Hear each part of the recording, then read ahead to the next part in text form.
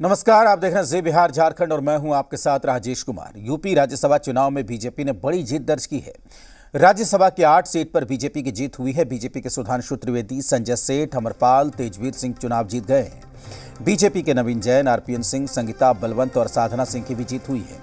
वहीं समाजवादी पार्टी को 2 सीटों पर जीत मिली है। एसपी का तीसरा उम्मीदवार आलोक रंजन की हार हुई है। समाजवादी पार्टी से जया बच्चन की जीत हुई है।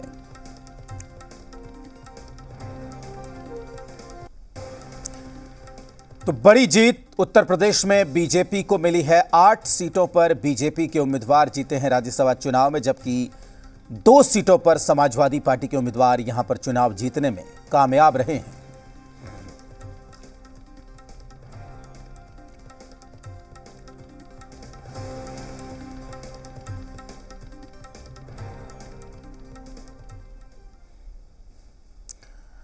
और अब बात हिमाचल प्रदेश की। वहां भी यूपी की तरह क्रॉस वोटिंग हुई। भले ही वहां पर सिर्फ एक ही सीट पर मुकाबला था, लेकिन उस एक सीट पर दिन भर जिस तरीके से सियासी गहमा गहमी रही, लेकिन शाम होते होते कांग्रेस की हार हो गई, जिसके बाद एक तरफ बीजेपी जश्न में डूबी है तो दूसरी तरफ कांग्रेस में खामोशी है।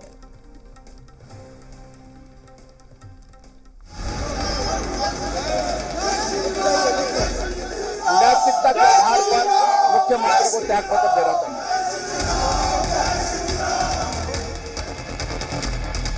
ये बदलाव बहुत दुर्भाग्यपूर्ण है भारत के लिए और विशेष रूप से हिमाचल प्रदेश के लिए।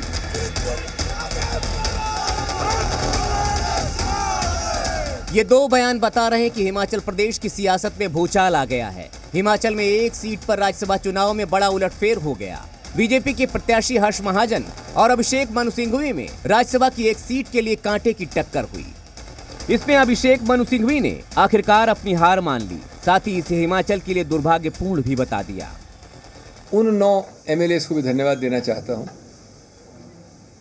जिसमें से 9 के 9 कल रात तक हमारे साथ बैठे थे, खाना खाया था, जलपान किया था, फोटोज ली थी।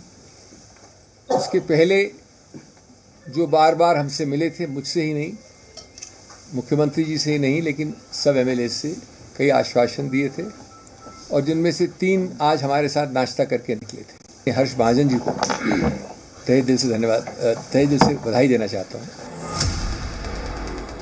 इस जीत से जोश में आई बीजेपी ने अब हिमाचल की कांग्रेस सरकार में विश्वास कम होने का भी दावा किया और लगे हाथ सुक्खू सरकार से इस्तीफे की मांग कर डाली है।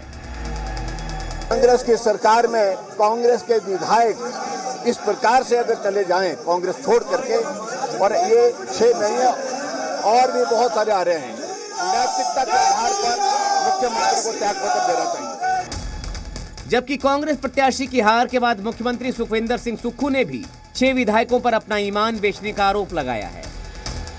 जो विधायक चुनकर कांग्रेस के चुनाव चिन्ह पर आया, 6 जो उम्मीदवार चुनकर आए, जिन्होंने अपना ईमान ही बेच दिया, वो भारतीय जनता पार्टी को उनके क्षेत्रों में हरा कर आए हैं और यहाँ आकर वो पार्टी की जो अधिकृत उम्मीदवार हैं, वरिष्ठ अधिवक्ता, हमारे प्रसिद्ध अधिवक्ता, हिंदुस्तान के सबसे लीडिंग लॉयर, उनके खिलाफ उन्होंने वोट दिया। तो क्या लगता है आपको कि वो नाराज़गी का वोट था?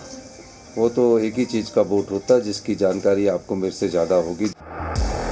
दरअसल हिमाचल प्रदेश में क्रॉस वोटिंग हुई। कांग्रेस के 40 विधायक थे, जबकि उसके प्रत्याशी को 34 वोट ही मिले, जबकि 6 विधायकों ने क्रॉस वोटिंग की।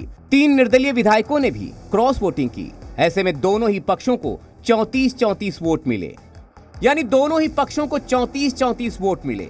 इसके बाद फैसला ड्रॉ के आधार पर किया गया।